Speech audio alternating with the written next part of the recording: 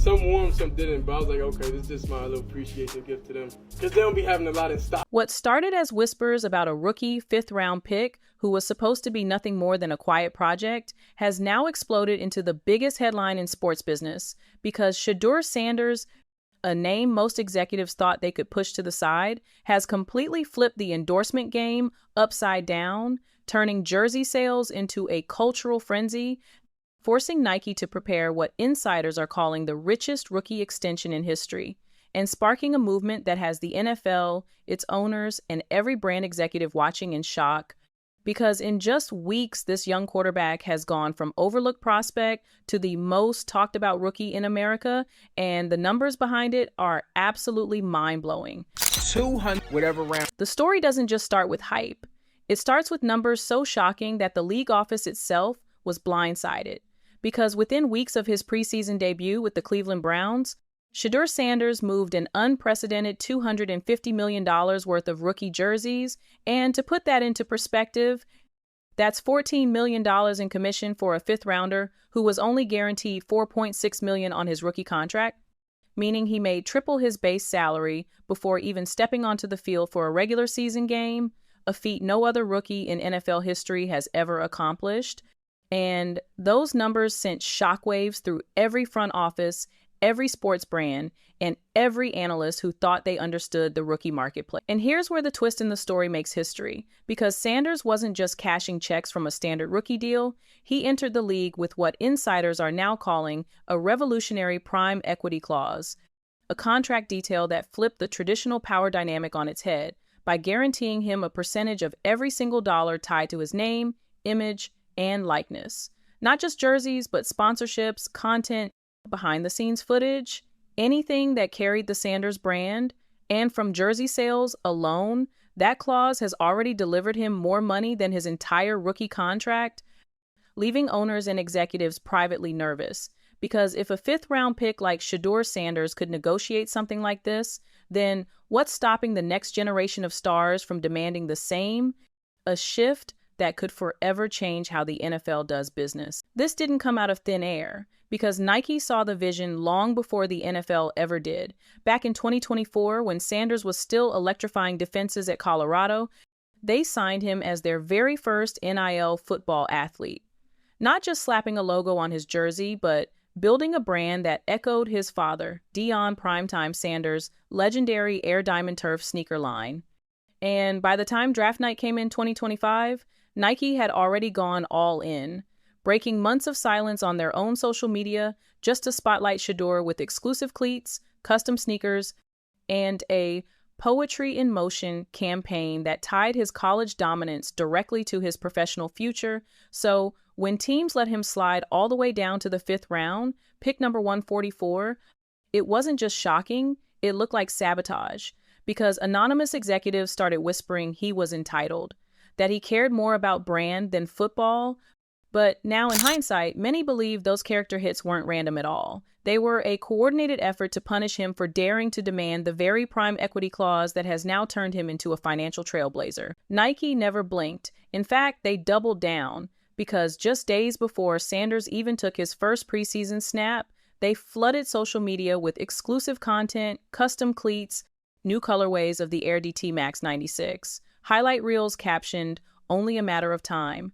And then, when he finally stepped onto the field against Carolina, Nike got exactly what they paid for, because in one preseason game, Sanders delivered 14 completions for 138 yards and 2 touchdowns, showing poise and accuracy that instantly flipped skepticism into buzz. And within hours, Nike Football dropped a viral ad featuring his now signature watch celebration, racking up nearly 200,000 likes and millions of impressions in a single day, a perfectly timed campaign that turned what was supposed to be a quiet debut into a cultural moment. And by the end of that week, jersey sales weren't just strong, they were exploding into the stratosphere, cementing Sanders as the biggest endorsement story professional sports had seen in years. But Nike wasn't stopping at jerseys, because the rollout was designed like a cultural takeover, launching an entire Sanders-branded apparel line that went far beyond the football field, with graphic tees selling between $30 and $50, youth jerseys, women's cuts, premium authentic Browns game jerseys priced at $175, and limited edition footwear drops that climbed to $200, all while plastering his image across billboards nationwide, even locking down a Times Square takeover featuring his iconic watch celebration, a move that proved Nike wasn't treating him like just another rookie. They were positioning him as a cultural icon in the making, and thanks to that prime equity clause, Sanders wasn't just the face of the campaign, he was a financial partner in it, cashing in on every single product sold. A seismic shift that has executives terrified, because if one rookie can pull this off, the entire balance of power between athletes, teams, and brands may never look the same again. Of course, with all this success came the backlash, because the same executives who once questioned his draft stock were now doubling down on character attacks, pointing to off-field noise like his speeding citations 91 in a 65, 101 in a 60 stories that quickly became headlines, even though veterans like Myles Garrett had been hit with the same thing and never faced the same firestorm. And suddenly, the media started labeling Sanders as entitled, arrogant, even blaming teammates criticisms that sound very different when applied to outspoken Black quarterbacks than when similar confidence is celebrated in white ones.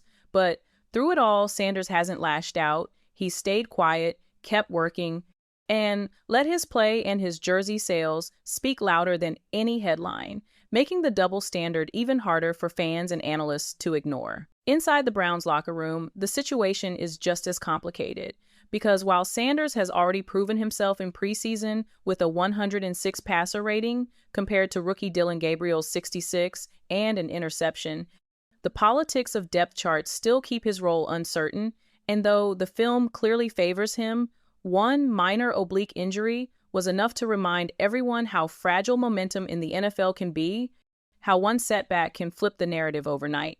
But even as coaches debate and veterans like Joe Flacco hover over the quarterback room, Nike is moving ahead at full speed, insiders confirming that a signature shoe is already in development, with working titles like the LL2C and Proto 92, a sneaker line almost unheard of for a rookie quarterback, and proof that Nike isn't just betting on his arm, they're betting on him as a cultural force whose influence stretches far beyond the field. Nike's strategy is clear. They're not renting influence, they're building equity. Every campaign, every viral post, every product drop tied directly to Sanders' name, making him not just an athlete, but a long-term partner whose brand could define the next decade. And the numbers already prove it's working, as Nike's football engagement has quadrupled, influencers and rival brands alike sharing his content, turning him into a cultural phenomenon before his rookie season has even officially started. But the big question still lingers. Can Shedeur block out the noise, silence the critics, and deliver wins on the field? Because in the NFL, the only currency that really matters is victory. And while the hype, the money, and the groundbreaking contract clauses have already changed the business, the moment he takes a snap, it all becomes a referendum on whether this bold new model of athlete empowerment truly works.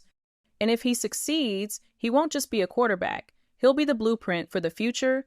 But if he stumbles, the establishment will waste no time pointing to him as the cautionary tale that proved rookies should never be given this kind of power. So here we are, watching a fifth-round pick carry the weight of an entire movement on his shoulders. Because Shedeur Sanders isn't just playing for the Cleveland Browns, he's playing for the future of athlete contracts, for the right of players to be treated as partners instead of employees, and for the possibility that endorsements, equity, and culture can collide to create something bigger than the game itself. And right now, the sales are real, the hype is real, and Nike is already locking in what could become the most important rookie endorsement deal in sports history.